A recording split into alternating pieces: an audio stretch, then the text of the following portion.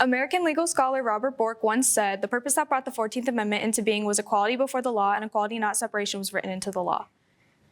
The 14th Amendment holds bedrock principles for our country and leads us even today. Equality is the state of being equal in status, rights, and opportunities. Women and men alike are discriminated against in their lives. Equality ensures everyone, regardless of their sexual orientation and/or gender identity, have all the same rights. The 14th Amendment provides fundamental rights for all citizens, including equal wages, equal rights, and equal access to medical care that needs to be respected and observed. A major provision of the 14th Amendment was to grant citizenship to all persons born or naturalized in the United States, thereby granting citizenship to formerly enslaved people. Everyone living on the stolen land of America is entitled to human rights, and no man is better than the next. Every American, immigrant or not, deserves the exact same rights. The 14th Amendment protects this and solidifies this for all. Having immigrants in America, including illegal immigrants, increases the labor force, increases tax revenue, and increases consumer spending. If the current administration removed every illegal immigrant from the United States, it would not just affect the people and families, it would affect the entirety of America. Prices on grocery, gas, and other basic human necessities would rise by a significant amount due to the decline in consumer spending. We cannot overlook the fact that the 14th Amendment speaks of equal protections throughout its 5 sections, from protecting the rights of citizens to ensuring the states are equally represented by the legislative branch. Later, the ERA would help move the 14th Amendment forward. The ERA Equal Rights Act aims to guarantee equal legal rights regardless of sex under the law. We as a society need to continue to strive for equality, dignity, and access for all Americans. We have made strides towards these goals. However, we need to continue to look towards the Constitution as we move forward as a nation. We have worked to ensure equal protections is a reality for all Americans. Women's rights continue to be under siege based on current studies by the Institute for Women's Policy Research about how nationally Black women earned 63.7 cents for every dollar earned by a white man throughout 2022. And this wage gap will not be equal and close until 2144. Every woman in America has less of a political chance than men do when it comes to working hard towards a position, especially immigrants and Black women. 12 women in America have run for president, and none of them have won out of 47 men. Men also face different forms of discrimination in family law disputes. Statistics show how men are usually disadvantaged while women get the upper hand in most cases. This is due to how states use information on what's best for children, which is usually the mother, which this would not be sexist because states use a sex-neutral understanding according to Van Bleek law. Men also sometimes have weaker academic placements in higher education, while women may be adulated for being smart enough to achieve a higher education.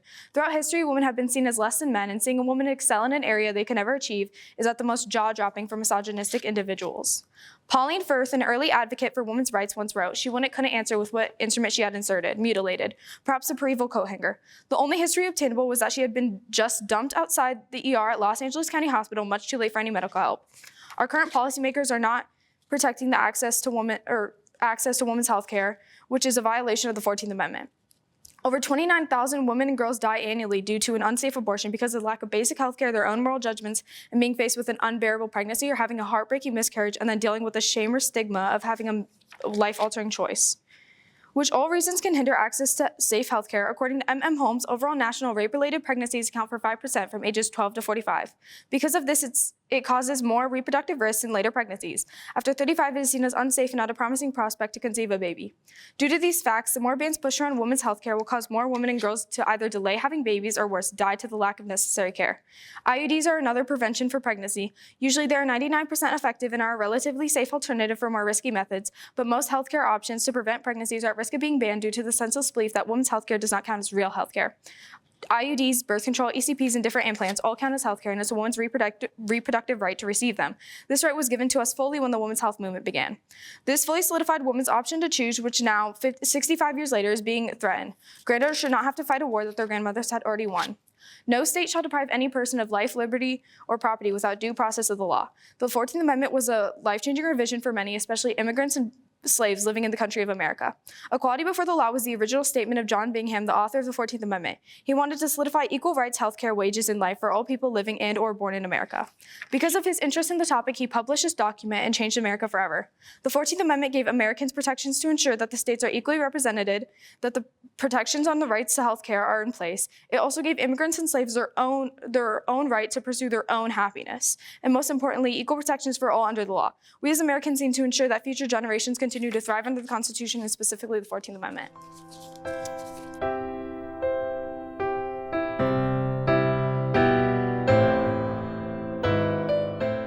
Former President Ronald Reagan once said, "Freedom is never more than one generation away from extinction." We didn't pass it to our children in the bloodstream. It must be fought for, protected, and handed on for them to do the same. Or, one day, we will be spending our sunset years telling our children and our children's children what life was once like in the United States where men were free. His words help me imagine living in a place where freedom, opportunity, and diversity are at the center of everything. Thankfully, we do not have to imagine this because this is the reality for all of us here today. As Americans, these values shape our daily lives and should remind us how fortunate we are to live in such an amazing country like America. I find it outstanding to be a part of such a nation that values liberty and provides resources to her people. I equally value that as Americans, we get a chance to live and grow in such a distinct and free country. From the ability of free speech, press, and equality, I have the most gratitude and appreciation for the opportunities America offers her people. Initially, freedom of speech is a foundation of freedom. What I mean by this is that without free speech, individuals of this nation would not be able to express their opinions, share ideas, and challenge authority without the fear of punishment. Equally, it allows societies to grow, innovate, and fight against injustices.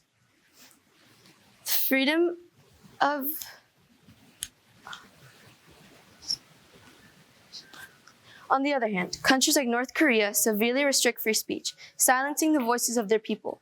According to AmnestyInternational.org, the government continues to enforce draconian laws that prevent any form of freedom of expression. Citizens here risk impairment, torture, or even death for expressing one's opinions against their government. This difference truly highlights how fortunate we are to live in a place where our free speech is protected and our right to free press is encouraged. As a teenager, I appreciate the freedom of press because it gives me the ability to understand the world beyond my immediate surroundings. It ensures that I have true information rather than a biased and controlled narrative. We as students are in a period where information is constantly misleading, whether it's on social media, the news, or simply at school. And as a result, we are left confused and unknowing whom or what to believe. Therefore, credible information and journalism allow the ability to make informed decisions overall. Most importantly, freedom of press is a foundation to a great democracy. As StandTogether.org puts it, freedom of press is important because it plays a vital role in informing citizens about public affairs and monitors the actions of government at all levels. To me, freedom of press is the backbone of America, ensuring that truth prevails, power is held accountably, and the nation remains the symbol of freedom she was always intended to be. Ultimately, what I appreciate most about being American is the equality that is shown. As a Mexican American, it means so much to me that my family and my culture is shared and accepted in all environments. I have always found it reassuring that I get to live in a nation where her foundation is set on a principle that all people are created equal. Her laws and ideals strive to ensure that everybody has the same rights and opportunities no matter what race you come from or what the color of your skin may be. For instance, I come from immigrant parents who have worked endlessly their entire lives ensuring a safe, stable, and equal home incorporating the American dream through resilience and dedication. My parents not only paved the way for my siblings and me, but for generations yet to come. Overall, the ability of free speech, press, and equality provide me with the utmost gratitude and appreciation for the opportunities America offers her people. Without these freedoms, the United States, as we know it, would not be the strong, independent nation she continues to be, and the rights our ancestors once fought for would have amounted to nothing. As Ronald Reagan once said, freedom is never more than one generation away from extinction. We didn't pass it to our children in the bloodstream. It must be fought for, protected, and handed on for them to do the same. Or, one day, we will be spending our sunset years telling our children and our children's children what life was once like in America where men were free.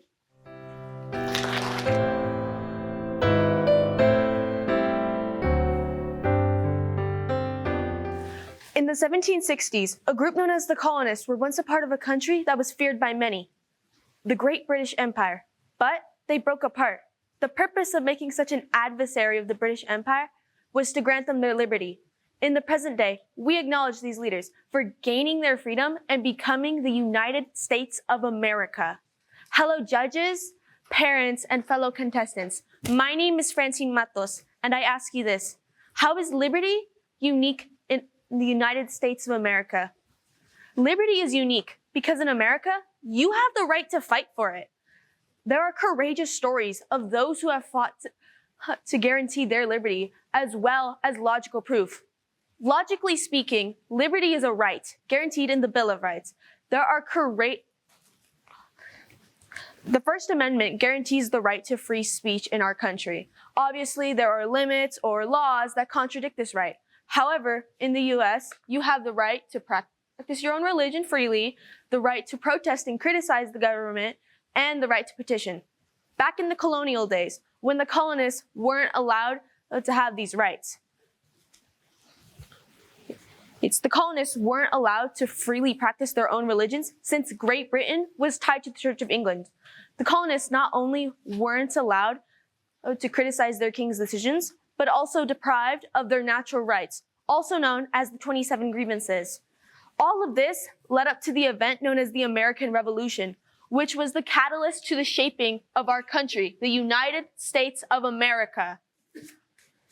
In addition, there have also been several occasions where historians have fought for their right, for their own liberty. During the Civil War, African Americans fought for their liberty by fleeing to the North States by using the Underground Railroad. And during the Civil Rights Movement in the 1960s, many fought for their liberty by protesting against the government. What if the colonists hadn't taken a stand after the British Empire exploited them for years just to make a profit? What if Harriet Tubman never gathered that courage to escape from the South and help others too, like she did? What if Martin Luther King never gave his I Have a Dream speech? As once said by the one slur from the Lorax, unless someone like you cares a whole awful lot, nothing is going to get better. Unless there's an American willing to fight for something unfair to change, nothing is going to get better. In the cases of the colonists, Harriet Tubman, Martin Luther King Jr., and several other historians I haven't mentioned, but are as equally as significant, they longed for a change. One that would be the spark needed to ignite the flame within all of us. By no means is the country we live in perfect. However, in the very first paragraph of the Constitution, the term "a more perfect union" is used. It implies that there is always room for improvement in our country's life, liberty, and pursuit of happiness.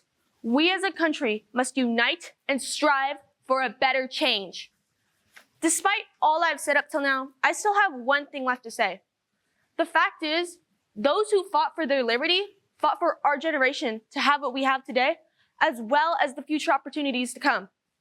The right to live in a country free of oppression and tyranny, one that may not be up to your standards, but a work in progress.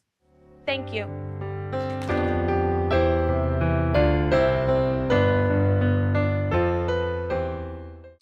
Thomas Jefferson explained, "A Bill of Rights is what the people are entitled to against every government on earth." This quote demonstrates that everyone has rights, and Americans are so lucky to have the Bill of Rights. The Bill of Rights stands out as a cornerstone of what it means to be an American. Approved in 1791. This collection of 10 amendments guarantees essential freedoms and protects the rights of individuals against government overreach. It also ensures freedoms like freedom of speech, religion, and rights for arms, and guarantees all Americans, regardless of their background, are given justice and fairness. They are not told what they can and can't do. The Bill of Rights is a powerful reminder that patriotism is not just about allegiance to the nation, but defending the values that make our country a beacon of liberty. It also ensures the government serves the people, not the other way around. Good morning, folks, citizens, parents, and judges. My name is Payne Grove, and today I will share with you why I believe the Bill of Rights is an important document that exemplifies patriotism. Before I start, I'm going to tell you what other U.S. documents have signed to: the Declaration of Independence, the Constitution, and of course the Bill of Rights. The reason why I would choose the Constitution is because it talks about the different branches of government and what they can and can't do. The reason why I would choose the Declaration of Independence is because it focuses on our future of Britain as a free country. Yes, these are important documents in America's past, but they don't give us freedom and rights as individuals. What are the 10 Amendments, and why do they not even ask? Well, I'm not going to bore you with all 10 amendments. I'm just going to give you a quick summary. The Bill of Rights is the first 10 amendments in the United States Constitution. It gives us individual rights and liberties, including freedom of speech, press, and religion. It even sets rules for due process of law. Even though some amendments are not relevant now, for example, the Fifth Amendment, the right to refuse soldiers staying in their home. But this might be relevant in the future when there is a war going on. How does the Bill of Rights show patriotism? The Bill of Rights shows patriotism because it protects the freedom and rights are important to Americans. It also assures freedoms such as freedom of speech, religion, and the right to a fair trial. It shows that the country cares about its citizens. The Bill of Rights makes sure the government does not have too much power, which is something the founding fathers fought for in the Revolutionary War. The Bill of Rights reflects a strong love for the country and the principles it was built on. To sum it up, the Bill of Rights shows patriotism because it protects the freedom and rights that make our country special. The Bill of Rights gives individual protection from government overreach and allows people to have some power of themselves. The Bill of Rights protects us from unfair treatment, which shows America values liberty and justice. I'm going to leave you off with a quote to think about. Justice William O. Douglas once said, "The Bill of Rights is the one thing that sets us apart from all other nations. It is what makes us a free people." Thank you.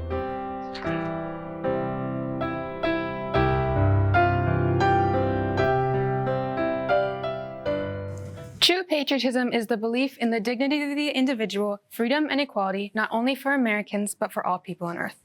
Eleanor Roosevelt. Most people believe that patriotism is only for Americans. America.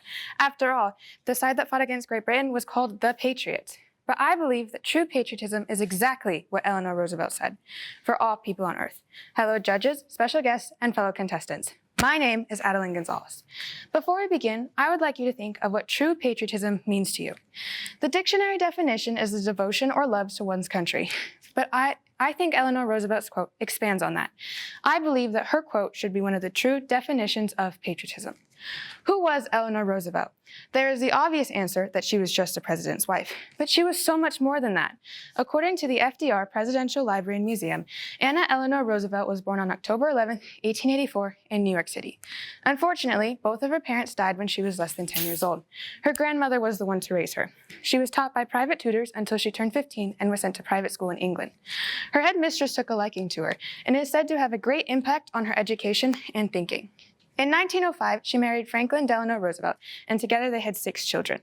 She is not just a mother or a wife, though. In fact, she did so much for this country. When America entered World War I, she volunteered at the American Red Cross and Navy hospitals. When her husband became sick with polio, she became extremely involved with politics and helped run this country. She was also a member of multiple women's rights movements and supported these groups by her example. She was the first lady to hold her own press conference and only allowed female reporters to attend. And when the Daughters of the American Revolution, or the DAR, refused to let African-American singer Marian Anderson use their auditorium, she resigned her membership to the DAR. Even after her husband died, she still kept up her public image. She was a very loved figure and obviously not just a president's wife. The dictionary definition of patriotism is a devotion or love to one's country, but it is so much more than that. For example, during 9/11, when many heroic, brave men and women risked their lives to save those in the Twin Towers, in that moment, they were not thinking about doing it for America. They were thinking about doing it for those trapped inside. Abraham Lincoln is also considered a patriot, but he was mostly doing it for the people who should not have been discriminated against because their skin color was different. The same thing with the civil and women's rights movements.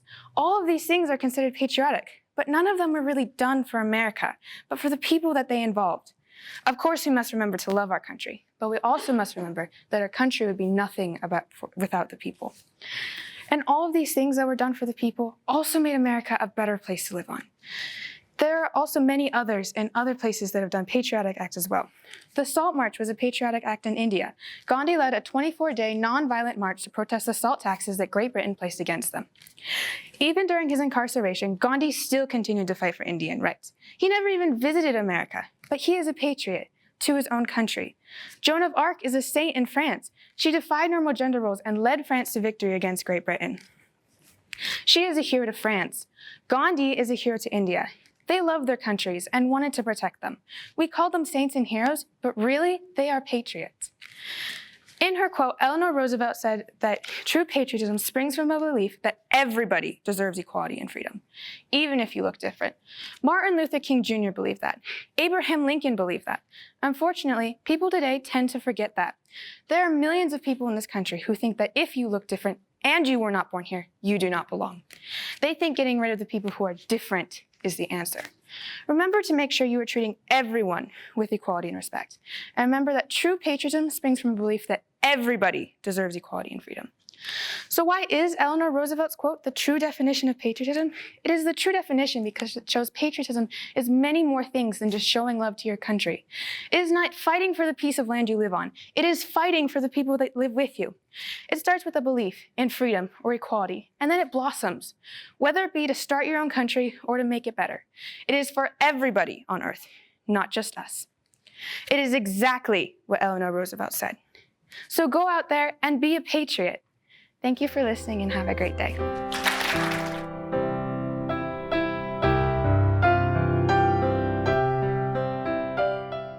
The worst part of success is adapting to it, end quote, by Kendrick Lamar. The United States has always been truly different from other countries since our start in 1776 and has only grown to be more unique. While holding our government accountable is important, it is also important to be appreciative and realize how exclusive some of our rights truly are. Welcome and good morning, judges, fellow spectators, and fellow contestants. Thank you for the opportunity to speak. It is a privilege to be here. America offers many financial benefits to help adapt to the public's needs and support those who struggle. We have things like food stamps, government housing, senior citizen food programs, lunch money programs, etc., all of which help over 100 million people per year, according to usafacts.org. These benefits are, again, countrywide and utilized by millions, including myself and my loved ones. I have had to utilize off food stamps, my grandmother as well utilizing off senior citizen food programs, and my brother currently lives in government housing. These benefits support the underbelly of America, showing that when we as citizens struggle, there are always options, especially considering food stamps alone in the year of 2018 uplifted 3.4 million citizens out of poverty. Quoting Gerald Ford, "Our Constitution works. Our great republic is ruled of law and not of man. Here, the people rule." This quote directly shows the liberties America has taken to support all citizens equally under law. While yes, it is necessary to focus on the positive and negatives, it is time to discuss the negatives.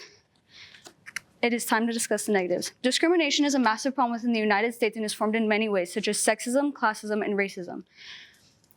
While I cannot personally speak on racism, I can speak on sexism and classism, both prominent even in adolescence, with a 27% of respondents experiencing sexism in schools with ages as low as 7 years old. But discrimination is not our only problem. Drug use and gang violence are also on the rise, and according to NIH, there's a 33.5% increase of high schoolers doing hard substances since 2010, and accompanying that, there's a 48.4% of respondents experiencing firsthand gang violence in their own schools and homes. These problems are becoming prevalent to even the most sheltered of children, and as a country, we need to ask why. Why the children are running to superficial support systems for extra funding or even just a distraction. We must unite as a country to correct and support these children while they still have a chance in life and in our country. While I know many may think the rights that we have are bare minimum, take a second to think about all the countries in complete poverty. Take a second to think about all the countries who, as a woman, wouldn't let me step out of my house without a husband. And take a second to think about all the people coming to America, risking their lives for opportunities, and why they are choosing our country.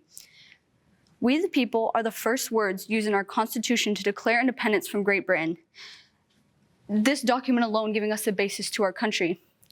While yes, it is a privilege to be able to mend our Constitution, we still have had to fight rigorously for our now everyday lives. The women's rights movement is a fantastic example of this, the movement starting in 1848 and ending nearly a decade later.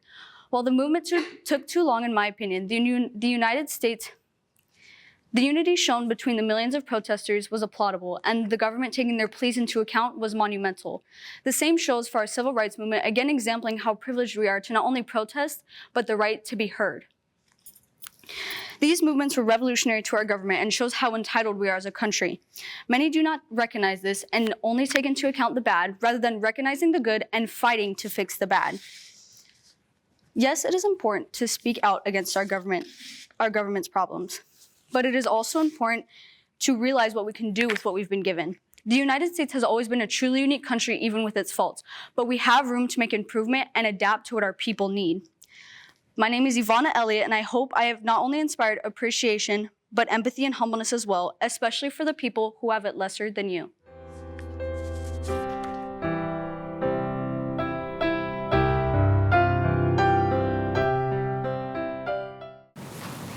I pledge allegiance to the flag of the United States of America and to the republic for which it stands. As a young American student, I have so many reasons to be proud and thankful for the country I can call home. Being born and raised in the United States has shown me just how much I have to appreciate here. America is a land of freedom, opportunity, and equality, where people have the chance to thrive without fear of strict government control. The values that shape our nation give every citizen the chance to dream, work hard, and achieve their goals, no matter their background or circumstances. There are countless reasons to be proud of being an American. For one, we have a strong and dedicated military that has helped shape the U.S. into a global leader.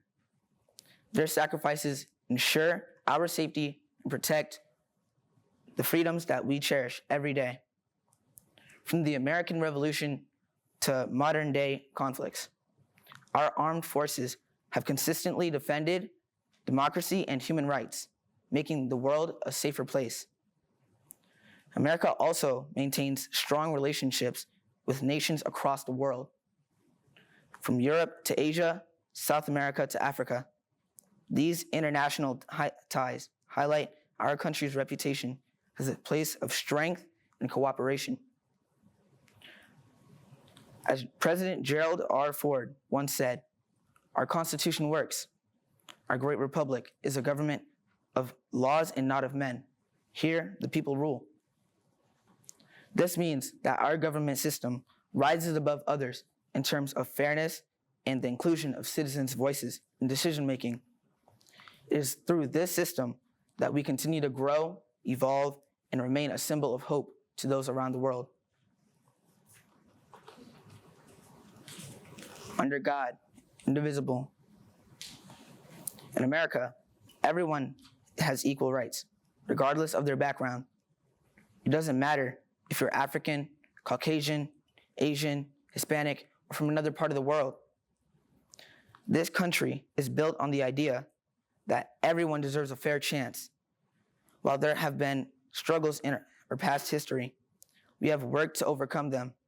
And today, our laws protect individuals from discrimination and promote equal opportunities. Here, we have laws that protect us, opportunities for those who need work, and freedom to make our voices heard. The civil rights movements of the past and present and have shown our dedication to justice and progress. We hold these truths to be self-evident, that all men are created equal, are declared our founding fathers. And these words still hold true to today. This quote reinforces that every individual in the U.S. is granted their rights and that justice is meant to be equal for all.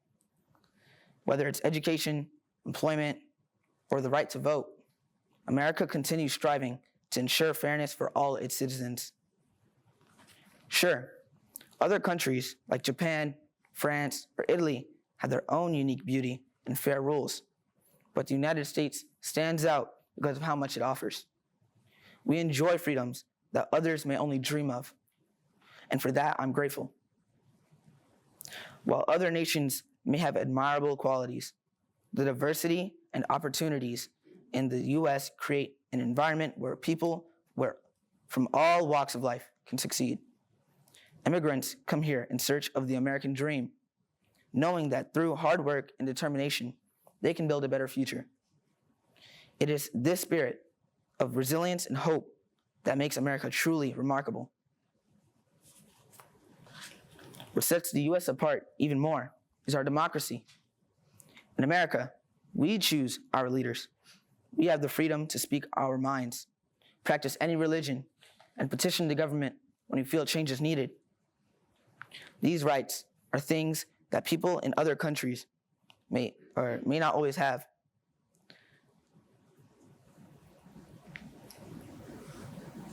And they're what make America such a special place to live in. The ability to vote and actively participate in government decisions empowers us to shape our own future. Abraham Lincoln, our 16th president, famously stated, "Democracy is a government of the people, by the people, for the people." This means that our government is made up of the people and exists to bring order and fairness to our country. The right to have a say in leadership and policies ensures that no one is left unheard.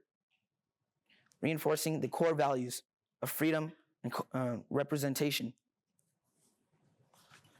As I say the pledge every morning at school, I remember that being an American is a privilege, and it's something that not everyone around the world gets to experience.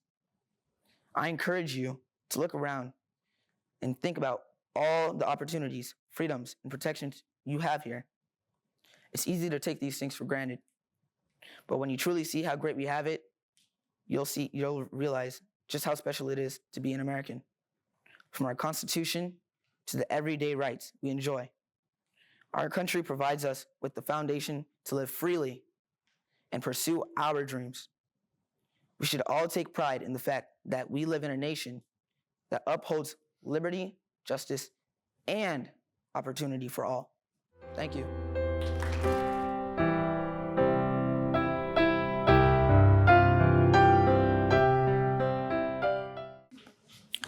Hello, my name is Jack Farr. Thank you for being here today to listen to my speech. When I think of patriotism, a lot of things come to mind, like the Constitution, the flag, and the Declaration of Independence. But I think the thing that really symbolizes patriotism is you. The teachers, educators, parents, and volunteers that make all of this possible. Not just by running this contest, but by educating the youth and parenting your children, you have helped us understand what it means to be a citizen of America. You are the most important people in this country. The people that help others every day. Teachers, volunteers, community service, and frontline workers. There are so many organizations dedicated to helping others that I think more people should volunteer for these organizations. Because without them, so many people would be helpless. So I think it's important that young people join these volunteer services and give back to the community. Teachers are essential in this process because they educate us on the problems the world faces and how we can help. Then they give us the tools and knowledge to make a difference. In the US, there are over 130,000 people registered with volunteer organizations and 1 billion worldwide. And 78 million Americans, or 1/3 of the population, said that at one point they volunteered for an organization. This could not be possible without teachers, the people who inspire millions of people to support organizations and associations to help so many people every day. It's not just the teachers, though. Think of all the people around the country who help these organizations aside from teachers and volunteers. The farmers and chefs who supply food to food banks, the small business owners who give back to the community through these groups, and the everyday people who donate their hard-earned money. All these things are in turn helping the less fortunate among us in some sort of meaningful way. Whether it's something small or something big, everyone makes a difference in these people's lives. And it's not even just volunteers or these people making a difference. Anyone can in their everyday lives, just by leaving a tip for a waiter or store clerk, or even just giving someone a smile or lending them a hand can make all the difference in someone's day. And that's what makes this country so great. The sense of community and togetherness, and being able to know that you can count on the people around you. And this bond is what unites the country and binds the people in it. And that is true patriotism. And to increase our sense of patriotism, I think schools should partner with programs that introduce kids to volunteering and charity organizations. Doing this would greatly increase the amount of people volunteering, thus greatly increasing this country's sense of patriotism and togetherness, while also helping those in need. There are many volunteer groups who work right here in Arizona who would be happy to have more volunteers. In essence, I believe this country's patriotism has never been stronger, and that as a result of all the hardworking Americans that help each other out every day to make this country a better place. And that we can get an even stronger sense of community by collaborating with youth volunteer organizations to help get today's kids interested in helping those around them. So, thank you for all your hard work and for listening to my speech.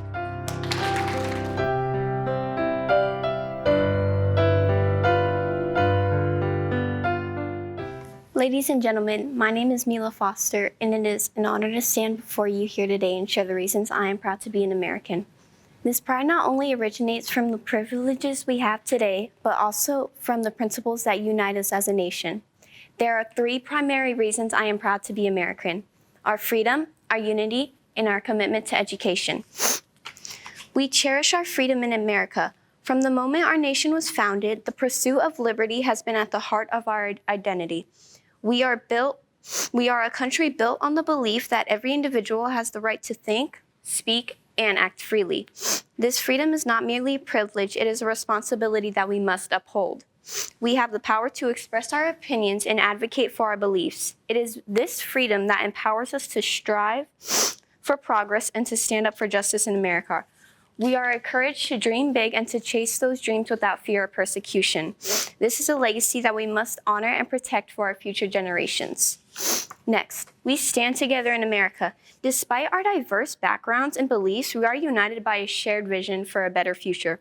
Our strength lies in the ability to come together as one, embracing our differences while encouraging a sense of belonging in times of adversity. We have seen the resilience of human spirit come through, whether it is in the wake of natural disasters or during moments of national crisis. For example, Pearl Harbor, Americans united in a war effort. And this goes to show that Americans have a remarkable ability to support one another. This unity is reflected in our communities and as we work side by side to uplift those in need, ensuring that no one is left behind. We may have different paths and stories, but our collective commitment to one another is what makes us truly American.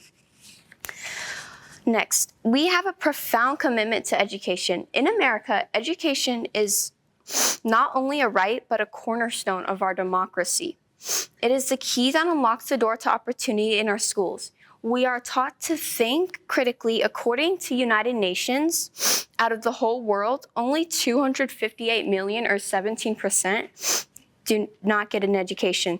It empowers us to shape destiny and to contribute meaningfully to society. We invest in our youth, understanding that they are the leaders of tomorrow. And from public schools to universities, we strive to provide quality education for all, believing that an informed citizenry is essential for a thriving democracy. This commitment to education is a source of pride and hope as it equips individuals with the tools they need to succeed and to make a difference in the world. In conclusion, my pride in being American is deeply rooted in our freedom, our unity, and our dedication to education. These values not only define who we are, but also guide us towards a brighter future. Let us continue to cherish and uphold these principles, ensuring that America remains a beacon of hope and opportunity for all. Thank you.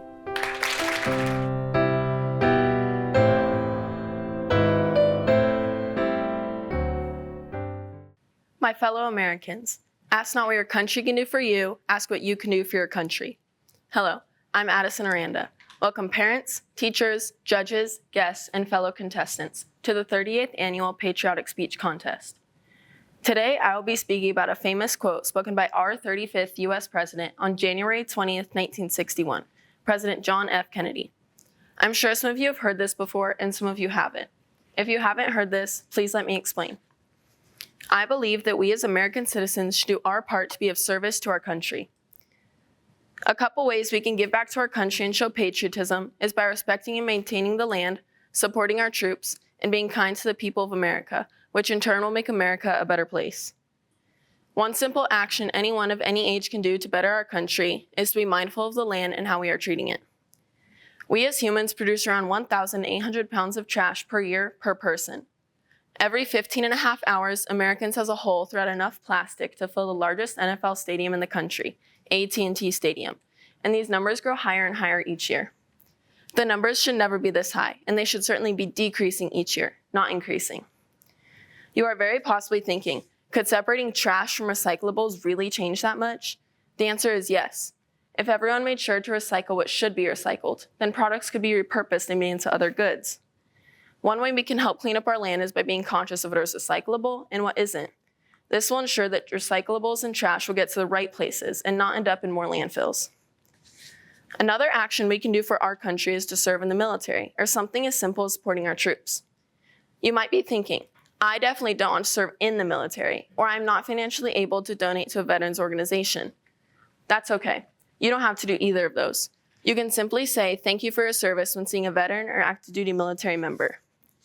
This small action that might seem like nothing to us could mean so much to them, making them remember all the sacrifices they've made or make. Maybe you do want to serve in the military, and you can certainly do just that. Each year, many people make the decision to serve in our U.S. military, which is an incredible way to show patriotism for our country. In 2024, the Defense Department Armed Services branches recruited 12.5% more people than that of the previous year. While this number might not seem too high, because let's be honest, it isn't, this number was high considering so many people were disinterested in joining any of the armed service branches. Many members of my family love their country so much, they decided to take the extra step of joining the military. For example, my dad joined the Army at the age of 18 and was sent to Camp Casey in South Korea. This shows how he wanted to be a patriot for his country and protect the people of America. Whether you join the military, donate to a veterans organization, or simply say thank you to our military members, I encourage you to do something that supports our troops, because they have done so much since the beginning in order for all of us to be standing on this piece of land we call America, and I am grateful to call home. One final topic I'll be talking about today is bullying, which has a great impact on the people of our country. You probably agree that bullying is not a good thing, but you may not understand just how dangerous it is. 26% of middle school students and 16% of high school students were bullied in the year 2024. This can cause many mental health issues and problems later in life. Suicide is the leading cause of death for 14 to 15-year-olds. This can be, and in many cases is, caused by bullying. I want you to think for a second how you would feel if you found out your child or friend was making others feel so badly of themselves or their families that they felt they'd be better off dead than in this world. I hope you think that it is cruel of humans to do to each other and that parents need to become more involved in how their kids are treating others. If you remember anything from the speech today, I hope it's that us Americans should give back to our country for all it's done for us, from recycling properly to supporting our troops and to being aware of and spreading the dangers of bullying. We should really think about treating our country and its people with respect and thanks. Because if we're being honest, who wants to live in a place where there's garbage everywhere that will sit and harm the environment for years to come, people dying every day because of bullying, and no one pays thanks to our servicemen and women? I know that I definitely don't want to live my whole life in a place like that. So let's start asking what we can do for our country and make it a better place. My name is Addison Aranda, and I am proud to be an American. Thank you for your time.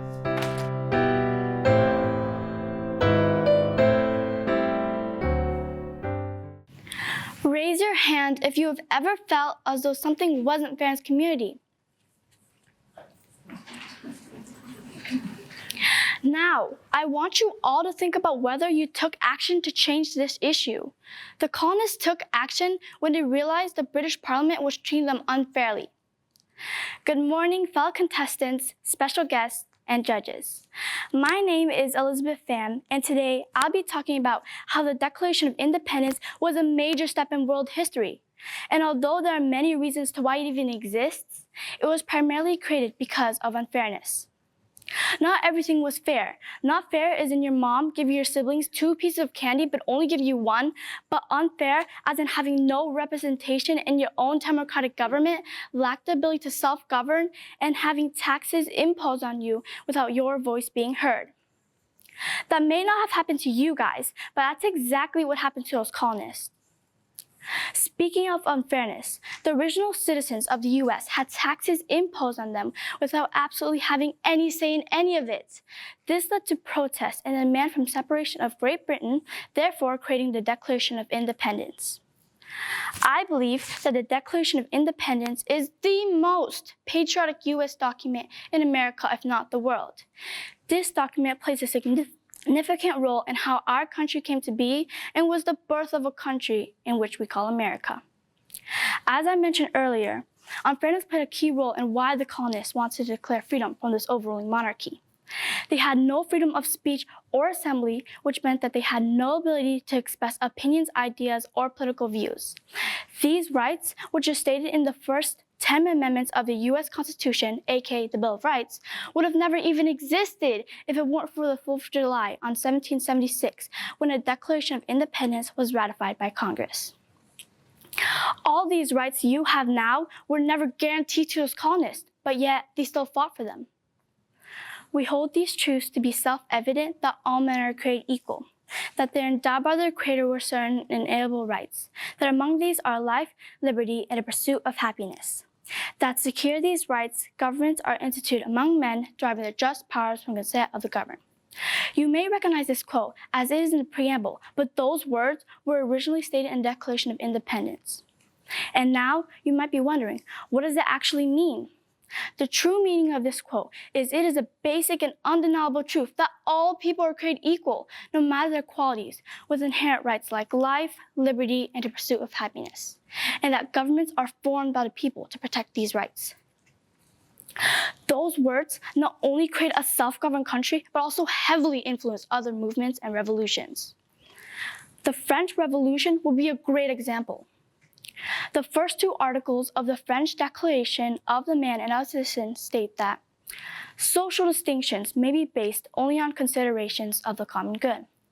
The true aim of every political association is the preservation of the natural and imprescriptible rights of man. These rights are liberty, property, safety, and resistance to oppression. This sounds very similar to the Declaration of Independence, as it adopted many ideas from it. The idea of liberty and equality spread all over the world, and when you hear about a great idea, you're going to want to copy it. Who knew signing a single sheet of paper could impact the world in numerous amounts of ways? The Declaration of Independence tells people who we are as Americans and why it means so much to us. It tells people that we are strong, independent, determined people who are willing to fight for our freedoms and rights. Just think about it. We wouldn't be here to listen to all these amazing speeches or be able to live in this beautiful country. The Declaration of Independence is truly a life-changing document that not only affected us as Americans, but also everyone else around the world. And it all started with unfairness. Thank you for your time.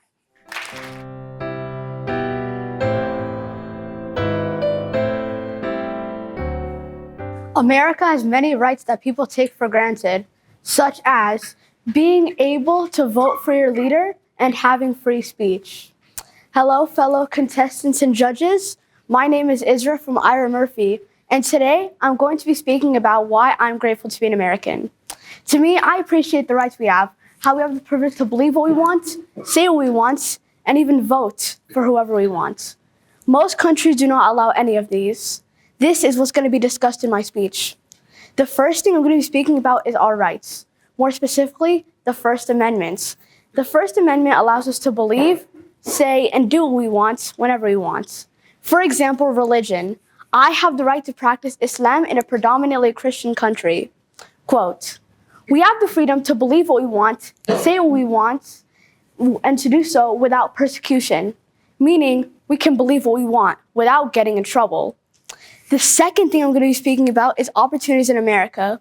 America has many opportunities for everyone, such as getting a job, turning your life around, and even getting a home.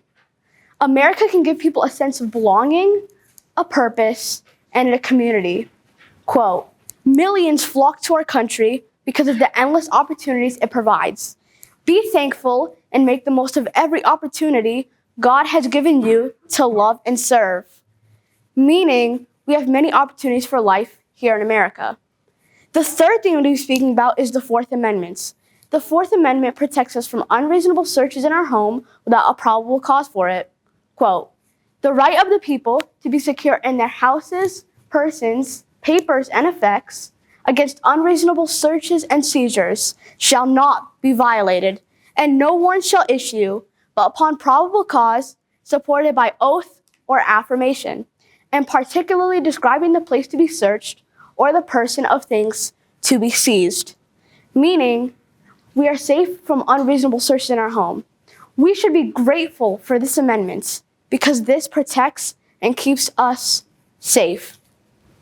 One of the last things I'm going to be speaking about is voting. In America, voting is a huge part of our culture.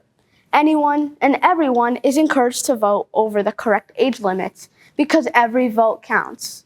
Quote, one of the reasons we should be grateful to be American is that we've given the people of our country the right to freely choose who they want to be their leader with a fair voting system, meaning we can vote for who we want to be our leader, which most countries don't even allow. In conclusion, we can believe, say, and do what we want. We have many opportunities for life here in America.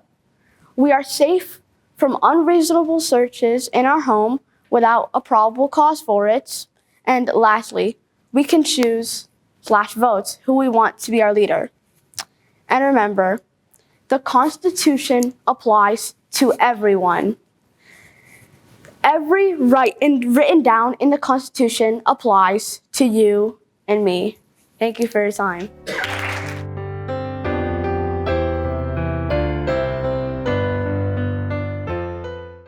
We have one country, America, forged by unity.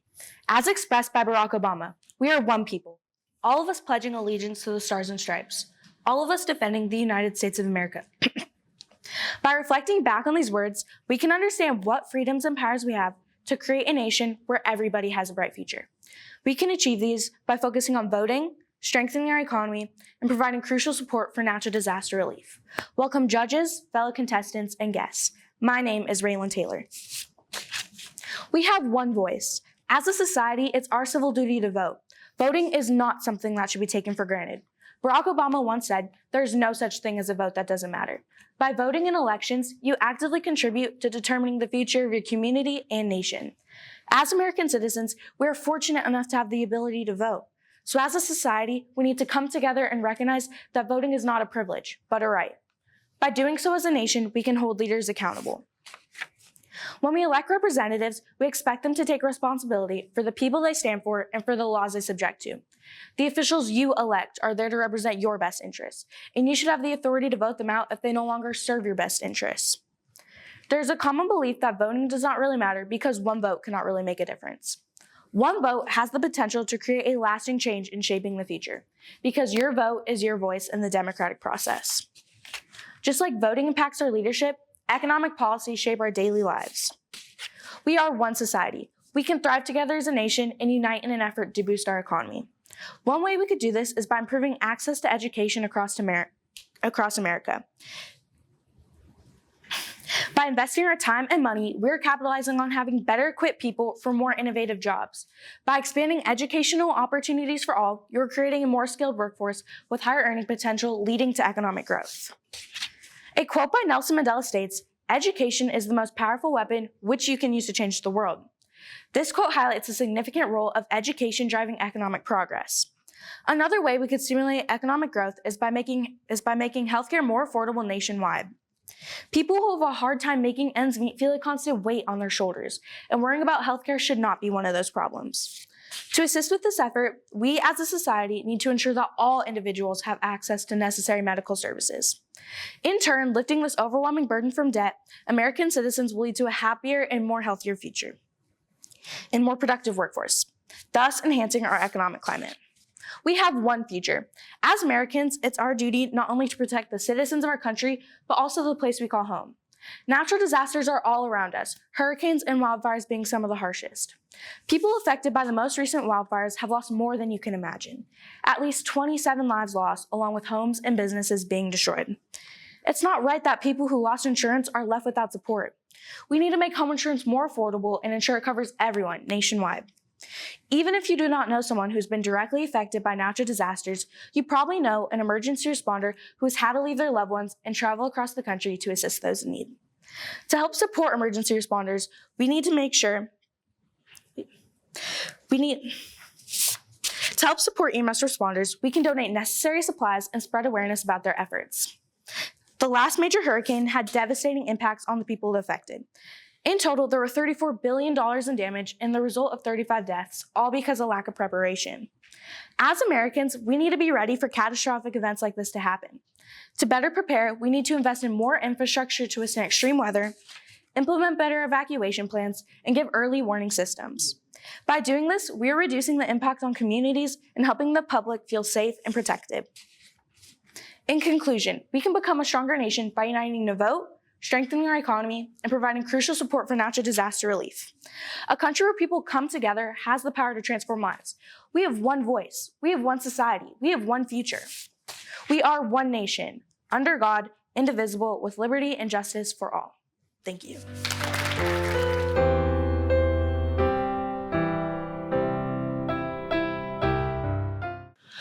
Oh, say, can you see, by the dawn's early light, what so proudly we hailed at the twilight's last gleaming, whose broad stripes and bright stars through the perilous fight o'er the ramparts we watched were so gallantly streaming, and the rocket's red glare, the bombs bursting in air, gave proof through the night that our flag was still there. Oh, say, does that star-spangled banner yet wave o'er the land of the free and the home of the brave? Hello, judges, parents, and fellow contestants. My name is Tyson Colbert, and today I would like to talk about the Declaration of Independence. Just kidding. Today I would like to discuss the background of the Star-Spangled Banner, our national anthem. Many of you are used to saying, "play ball," after you hear our nation's song, but what does it really mean? The Star-Spangled Banner is an outstanding, revocable, and noteworthy song originally written as a poem penned by Francis Scott Key while he was watching the historic bombing of Fort McHenry. During the War of 1812, the newly formed United States of America and Britain were at war. With so much conflict, both sides accumulated several prisoners. America wanted to negotiate to set the men free. So they sent a lawyer, Francis Scott Key, to negotiate with the British. They decided they would trade, and Francis Scott Key rushed below deck to exclaim to the men that they were no longer prisoners of the British. He went back up to deck for arrangements, but he couldn't. It wouldn't matter. The British had already decided that if the U.S. didn't lay down their flag, they would wipe Fort McHenry from existence. On the horizon, the whole of the British war fleet was on the sea close to striking distance of the fort. The admiral said that if the Americans lower their flag, the British will give mercy. Francis told the captured Americans everything that would happen. The British unloaded. The merciless bombing was deafening. The men were shouting at Francis many things like, "Where is the flag? Tell us where it is. Is it still flying?" Hours soon passed. You could see the flag through the light from the bombs. It was still standing. The British didn't understand. The Americans would surely die. It was like the quote from George Washington said, "The thing that sets the American Christian apart from all other men in the world is he will die on his feet before he will live on his knees." The British were now focused on the flag, the barrage never ending. The men started to pray, praying prayers that they would have a nation to come home to keep the flag that meant everything waving. At sunrise, there was a dense smoke, but the flag was still seen, waving, torn to rags, and at an impossible angle. The flagpole faced direct hits again and again and again, but the men at Fort McHenry knew what that flag meant if it fell. It meant everything they fought for. Their freedom, their nation, would be all for nothing. So the men, the husbands, the fathers held that symbolic banner up until they inevitably succumbed to the bombs. And even then, their bodies were taken out while others filled in to keep that flag standing for our nation, for the future generation that they had fought so hard for. The only thing that kept that flag from falling was the men that had sacrificed their lives. These men didn't let the flag and our nation from falling for a better life for their families, their kids, and even us. And now I would like you to think about these words I have said. Oh, say, can you see by the dawn's early light what so proudly we hailed at the twilight's last gleaming, whose broad stripes and bright stars through the perilous fight o'er the ramparts we watched were so gallantly streaming, and the rocket's red glare, the bombs bursting in air, gave proof through the night that our flag was still there. Oh, say, does that star-spangled banner yet wave o'er the land of the free and the home of the brave?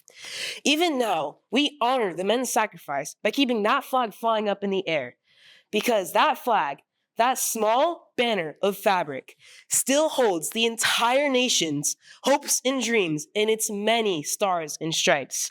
The flag still stands for freedom, and they can't take that away.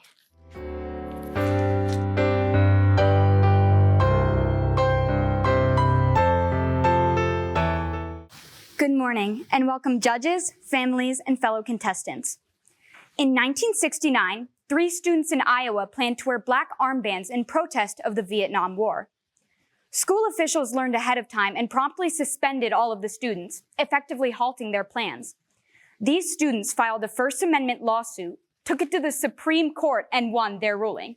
Though they were only children, just like all of us, their right to free speech was protected by our First Amendment, the amendment I find to be most important. There are 27 amendments in the U.S. Constitution. But when I think of patriotism and significance in today's society, the First Amendment that comes to mind is the First Amendment. The First Amendment gives us the freedom of expression in multiple ways, such as our freedom of speech and our freedom of religion. Not only was this amendment important when it was first ratified, but it still remains noteworthy to me as of today. One reason for this is our freedom of speech.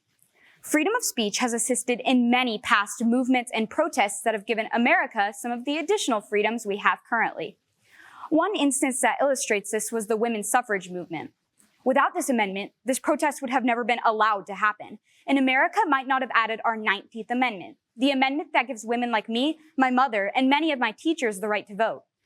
The same goes for other movements such as the civil rights movement, which not only ended segregation in America, but also, according to David L. Hudson Jr., professor of law at Belmont University in the article Civil Rights Movement, the expressive actions of protesters and activists also led to the considerable growth of First Amendment precedent. These powerful acts of taking a stand would have never happened without our freedom of speech. Although freedom of speech has been heavily relied upon and useful during multiple periods in history, the freedom of religion is equally important. Freedom of religion grants us the right to practice any belief we choose, which is what makes it one of the most important freedoms in the First Amendment. The founders all agreed that the government has no place in a person's religious beliefs. Thomas Jefferson even said in his letter to the Society of the Methodist Episcopal Church, "No provision in our Constitution ought to be dearer to man than that which protects the rights of conscience against the enterprises of civil authority." This means that Thomas Jefferson himself agreed with the claim that freedom of religion is one of the most important liberties in America. In many parts of the world, apostasy is punishable by death. If you're caught even so much as straying away from the national religion of a certain country, you could be subject to violence and/or imprisonment. This is why we're so fortunate not to have a national religion in America, and why freedom of religion is such a substantial privilege. As someone with two main religious belief systems due to my parents' faiths, freedom of religion is extremely important to me. If following more than one religion was a punishable offense in America, I probably wouldn't be able to perform my speech for you all. Despite the fact that I believe the First Amendment is the most significant, others may feel differently. Some may feel that the other amendments are much more important than the first. It could also be argued that the First Amendment gives too much leeway and that dangerous acts can happen because of these freedoms. Well, I'd like to think that this amendment helps more than it harms. For one, it has brought numerous other amendments to life. It's essentially the foundation for many of the other necessary liberties. Although the First Amendment could be used to spread hate speech and misinformation, the advantages achieved by people who have used the First Amendment to help America are much more impactful. I just can't imagine the land of the free without freedom of expression. The First Amendment has brought so much good to America, and it is one of our most important amendments. Not only does it provide us with multiple essential freedoms, such as our freedom of speech and our freedom of religion, but it has also helped to give us many of our other fundamental rights, like women's suffrage. If we didn't have the First Amendment, I can't help but wonder where America would be today. Thank you.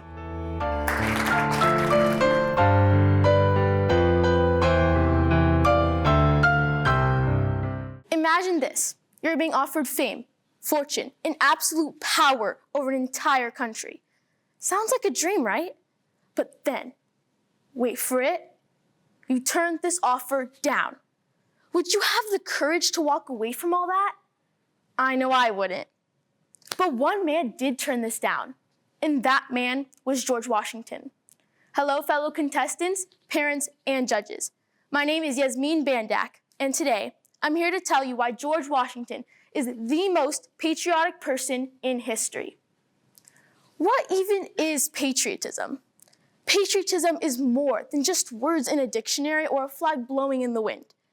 It's a feeling, an action, a deep sense of pride towards your country. And when it comes to patriotism, there's only one man who set the bar super high, George Washington. Now, there are plenty of ways you could be patriotic just like him. You could follow the law, vote in elections, or, brace yourselves, pay your taxes. Not the most exciting way to show patriotism, but hey, Uncle Sam appreciates it. But if you want to go all in on patriotism, try singing the national anthem every single day before you go to work. Will your coworkers be annoyed? Probably. But will you be extra patriotic? Absolutely. We all know George Washington was the first president of the United States. But let's not forget, before he was leading a country, he was leading an army. As commander-in-chief of the US Army, he fought in the Revolutionary War and won. One of his strategic moves was the Christmas Eve attack. While most people were enjoying a warm fire and a plate of cookies, Washington was like, nah, let's row across the icy Delaware River and surprise the Hessians with a sweet treat of our very own. The man turned Christmas into a battle plan, and it worked. After winning this battle, Washington was called to lead the US Constitutional Convention, and he did it flawlessly. Just imagine being called to lead one of the most important gatherings in history. I just get nervous leading a group project. But Washington believed in ideas much more complicated than your math homework. He believed in freedom, democracy, and letting the people vote for their own leaders. And yet, here's where it gets crazy. America wanted a king. That's right. After all his victories, the people literally begged Washington to rule over them. At first, he wasn't quite sure, but eventually he agreed. It's kind of like when you put off doing your laundry for a week, but finally give in. But Washington didn't want to be called king. Instead, he called himself president. And just like that, the United States' first presidency was born. Washington didn't just take the job, though. He redefined it. He set the two-term rule, meaning a president could not stay in power forever. No offense to England, but we are not about to have a monarchy 2.0. And then there's the Proclamation of Neutrality, which basically said America is not getting involved in foreign drama. Think of it like this. When two of your best friends are arguing, you stay out of it. That was George Washington's approach. No Poland versus Germany drama, no picking sides, just neutral vibes. Sure, George Washington's story had some wrinkles, but his impact is undeniable. We wouldn't have had the 47 presidents without him. He paved the path for leadership, democracy, and the America we know today. And let's be honest, his face is literally on the $1 bill. So every time you buy your favorite snack, you're being reminded of how legendary he is. George Washington isn't just the first president of the United States, he is the ultimate patriot. Thank you.